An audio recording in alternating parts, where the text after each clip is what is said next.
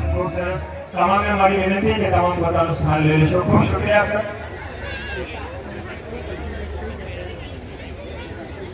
અને મારે ઇમ્તિયાઝભાઈના પુસ્તકને જો એક નાની લાઈનોમાં સમાવેલું બહેતર કોઈને કોઈક રીતે તો કોઈક ને કોઈક જગ્યાએ આપ્યું જશે.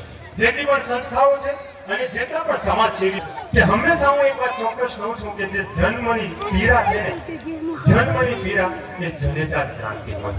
જે સર્જન કરી રહ્યો છે તે જ તેની તકલીફને જાણી રહ્યો છે. આટલા મોટા ઇતિહાસને, આટલા મોટા વારસાની જિમ્મેદારી છે જે કોઈ પડી છે, કોઈ ઇન્ટ્રોડક્શનના મોહતાજ નથી. વલણને જેને પૂરી દુનિયામાં પ્રેઝન્ટ કરવાનો એક આગવો અનુભવ છે, એક આગવો આનંદ છે એનો. એ વ્યક્તિત્વ હંમેશા વલણ બોલે છે ત્યારે